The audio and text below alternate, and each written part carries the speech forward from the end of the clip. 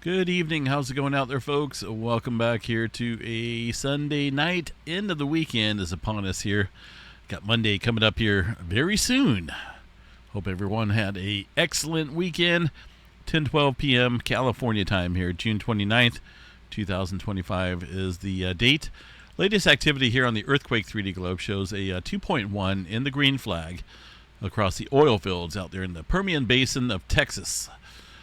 Some activity stirring up here around the Nankai Trough once again. Been watching this area quite closely. There's been a lot of chat about this subduction zone potentially getting ready to produce a mega quake. We've had a number of earthquakes here in the last several weeks and last year as well. So this can go back over the last year and a half where we've seen an enormous amount of earthquake activity down here across the southern end of this subduction zone. The Nankai Trough here, of course, is a major player in producing some big earthquake activity. One earthquake right now, really deep, 191 miles deep here for a 4.2 into the Izu Trench. But this obviously has to be adding some major strain out there across that subduction zone. Now, I want to show you guys here a map here real quick. There is technically 5 segments of the Nankai Trough, okay? So if you look here at the map, there's 1, 2, 3, 4, 5 segments. They work their way from 1 here from the west to the 5 range over here to the east. Now, if you look here at the Nankai Trough zone, our last series of large events of earthquakes happened back in 1944, and then 2 years later, 1946. Now, this area of the subduction zones of the Nankai Trough tend to happen on regular occasion there where they rupture in sequence of events there. Sometimes on the same day, sometimes a day later, such as 1854. We've seen A and B rupture after 1223 of the same year.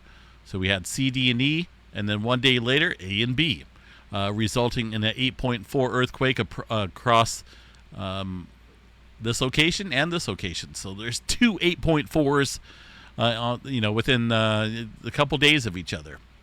Now, our last event of subduction zone earthquake activity was back in 1944. Seen a 7.9 here across section C and D. 2 years later, section A and B ruptured with an 8.0, leaving section E here out of the picture. Now, if you go back and look here at what has happened before, it almost looks as though if we go back to 1605, we had A, B, C, and D rupture with a 7.9, 1605, without E. Then it was about 100 years later that we've seen the entire section out here rupture. So it doesn't take thousands or even hundreds and hundreds of years to produce enough strain for a big earthquake out here. So section E plays a major part into what's potentially coming up here. We could be looking at a full-scale rupture of the Nankai Trough anytime soon. And of course, this is the area that the Japanese Meteorological Agency there put out for a megaquake warning because of the lack of, the time that has passed out here and the earthquake activity that's been occurring down south here and all around it. So watching this very closely. It's not fear-mongering. It's basically just providing some information out here because this is potentially overdue and could be coming up here for a big earthquake anytime soon. All right, this deeper activity obviously adding some strain out there across the Nankai Trough, and we got to watch that pretty closely because that would result in a subsequent tsunami out there across Japan. So big time swarming south, deeper earthquake activity here across the Izu Trench. Let's go ahead and check out, see what's going on here across the west coast here of California. Nothing going on across the Pacific Northwest. Northern California here, 4 earthquakes from earlier today. Nothing new to report there across the northwestern area of California. I do want to double check the tremor map here this evening real quick, see what we have for Cascadia tremor. That's not that big of a deal. 15 epicenters up there across the extreme northern end of the Cascadia subduction zone across the Vancouver Island ranges. Nothing going on really up there across that area as far as earthquake activity goes. Pretty quiet there on the EMSC globe. Working our way down further south into the Bay Area. Things have kind of backed off there. Nothing big going on. One earthquake here in the San Joaquin Valley, a little odd earthquake earlier this afternoon, 1.9. Been getting, a little bit of movement here across the San Andreas Fault and then skipping over the San Joaquin Valley over here to the northern end of the Death Valley region. This is around Deep Springs, California area. They had a 4-pointer out here yesterday, right? And a number of other earthquakes. The latest looks to be 8.7. So in total tally, let's get a total tally here real quick. Got to go back here real quick. Check out the last 7 days. 24 earthquakes. Largest magnitude of 4.6. This is a downgrade from a 4.8 that stood there for a little bit of time. And so far, the largest aftershock of 3.9. That originally came in at a 4.3. A lot of downgrading going on here on the USGS side of things in that area. Following that, looks like a 2.9. So a little uncertain onto where this could be leading to. I mean, obviously, it's a sign of increasing pressure out here. This is not a, locally, that's a release of pressure, right? You've been building up a lot of steam here. But how do you think you get the increasing pressure out here, right? The increasing pressure results because of the dynamics out here along the plate boundary. So increasing pressure results in earthquake activity, but you don't get earthquakes because of lack of activity. You get it because of increasing movement out here, increasing pressurization, so to speak, in the plate tectonic world. So just keep an eye on that. Southern California down here, nothing big, nothing above 2.5 today. Mainly small microquake activity. A couple areas of interest, and I say that because it's up here across the northern edge here of the San Fernando Valley with a couple ones. Even a 2-pointer out there today as well.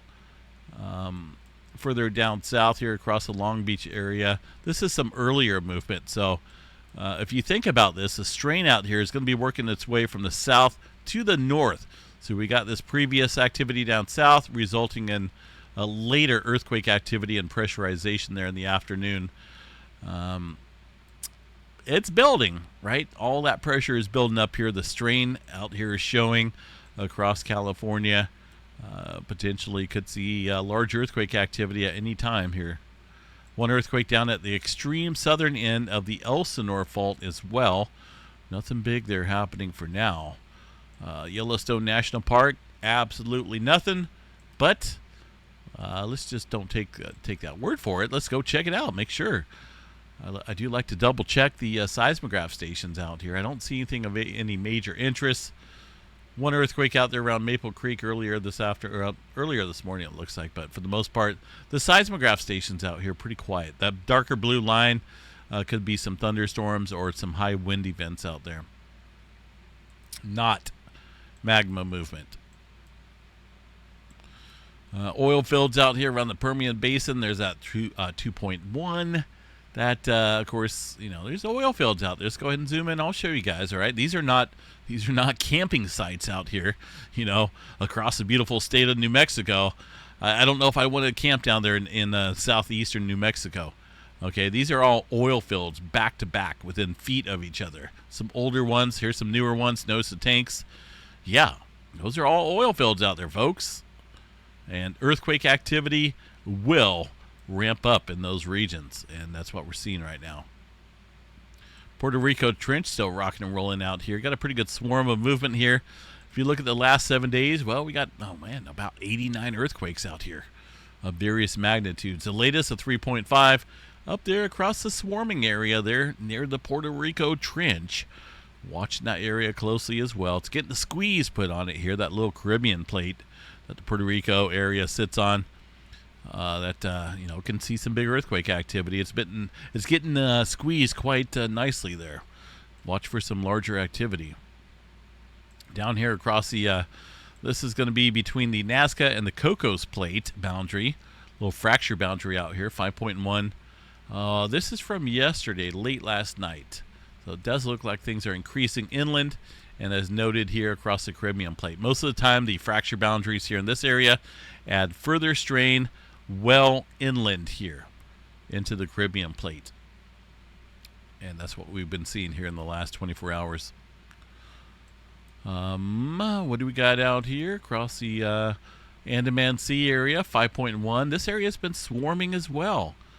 a lot of swarming regions here with really no main quake. But I believe, well, it looks like that's the second largest quake there in that swarm in the last week.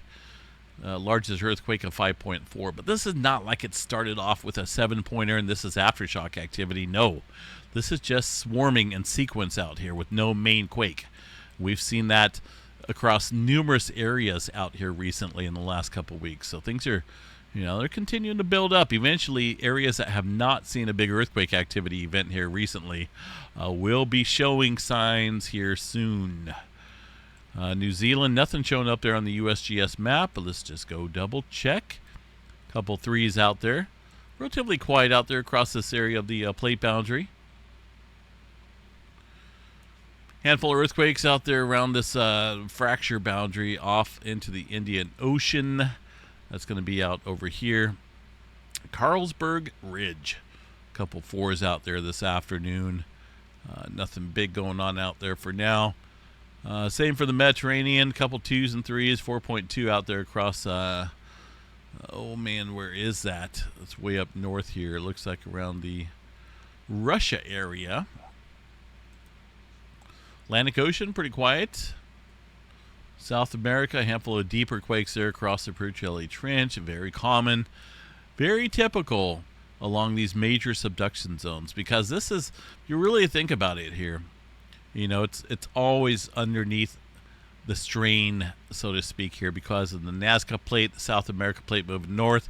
We're always seeing earthquake activity out here. We don't see that amount of earthquake activity out here across California because the arrows are pointing away from each other here in the Pacific Northwest and the North American Plate. Yes, strain builds up, but it takes longer time frame here for strain to build up there across California, Pacific Northwest, Cascadia, compared to areas here where the arrows are somewhat pointing towards each other.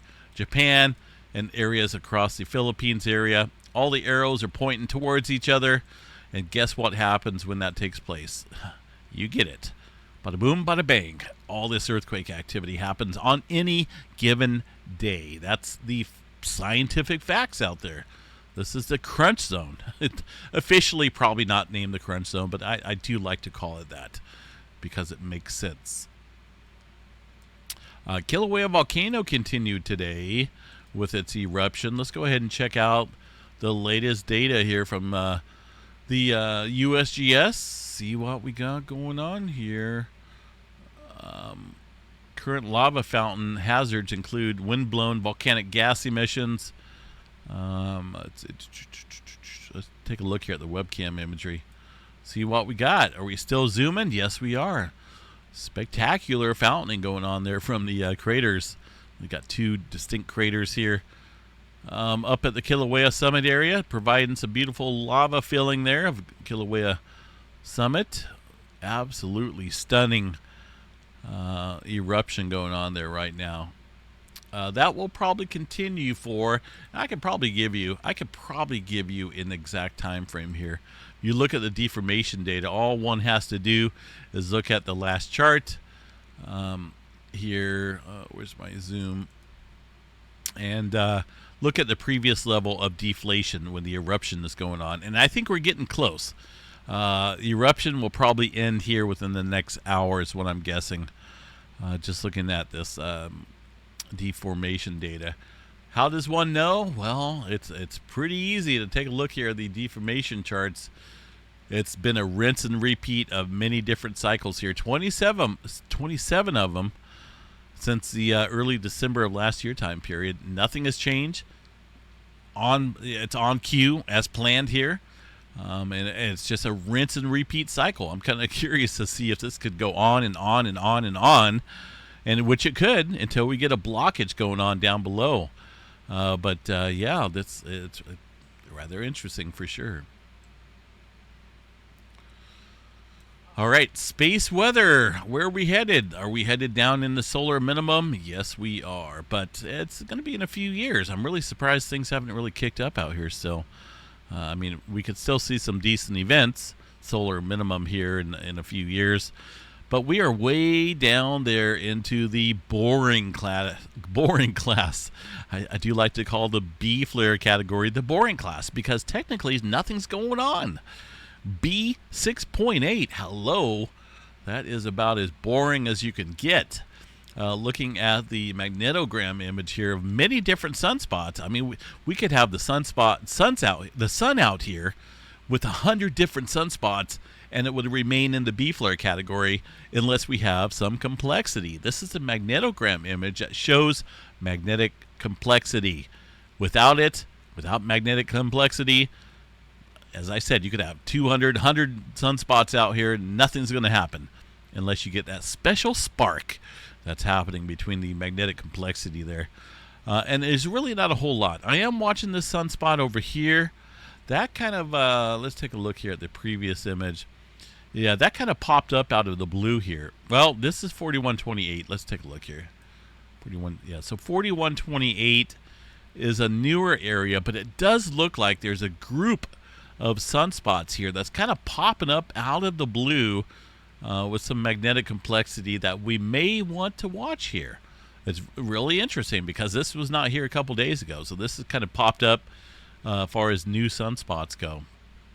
So we'll keep an eye on that. This one right here is looking quite complex. It's a little one, but it is showing some signs of growth there. There's a massive area back here across the southeastern quadrant of southeastern limb of the sun. Looking at the complexity, hard to say right now. We'll have to see what that has in store. It is shooting off some bright imagery out here on the UV filter of the sun. So we'll watch it. Right now, the flare threat is very minimal, but things can change here in the blink of an eye. Nothing major going on there for the solar aurora forecast. It does look like maybe a G1 class storm, but I tell you what, I looked at the imagery earlier. I think it's going to miss us, and it's not even that much of a powerful hit. This is just from a C flare that popped off there a couple days ago that shot off a not Earth-directed CME, but it looks like they threw that there into the forecast. All right. For the remainder of the evening here, for Sunday night into Monday, early Monday morning, there's actually a 2% chance there of tornado activity in the green. Main threat looks to be some wind and hail. Let's see what we got there for the current radar imagery. See who's going to be sleeping tonight and who's not going to be sleeping. It looks like Oklahoma got a lot of lightning out there across northern Oklahoma, Enid northward, Wichita, Augusta, Kansas. A lot of lightning strikes out there. Look at that, western Kansas as well. So not a whole lot of sleep for the folks that have to get up early Monday morning. Look at me out here. Look at boring old me. I'm so tired of it. 100 degrees. But out here in the rice fields, it was 150. It felt like 115 degrees with the dew point out here today. I'm telling you, this is a mini swamp out here in the Sacramento Valley. We're just surrounded by rice fields. People don't believe it. People think I'm faking it, but the feels like temperature out here today was 115 degrees. So it's brutal. I jumped into the pool a little bit.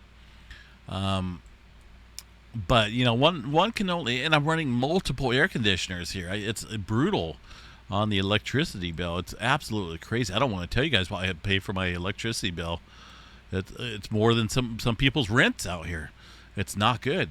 But we have kids here. We got to stay cool, and I got to keep this equipment cool out here as well. All right, let's see what we got. Seismograph stations there. They look pretty quiet. There's a couple very small spiky spikes on a couple different seismograph stations there. I think of that as fracturing, like extreme fracturing going on there. Things about ready to pop. And a number of stations out there are showing it. Mendocino, Philippines, Anza, San Juan Bautista. So just be on guard, folks. Got, a lot going on out here right now. Things could happen at any given moment. Enjoy the rest of your Sunday evening. It's technically Monday morning out there for a few folks. We will see you guys out here tomorrow morning for my time, Monday morning update. After some sleep, hopefully. I'm hopefully I can sleep. It's been brutal. I don't know, for the past few nights here, I've been I take my sleepy stuff. I take a little bit of melatonin, and not a huge amount, because I know if you take too much, it will keep you awake. But I take a little bit, and but over the past probably 5 days or so, I've just been, as soon as I jump into bed, my brain is like, bing! It's like I'm wide awake. And it's like I want to go up and run a marathon or something. And I don't get it. I'm tired. And it's just, it's an odd feeling, let me tell you. But I used to work a job here where I was working 12-hour rotating shifts within the same week. So I'd work like 4 days of 12-hour days.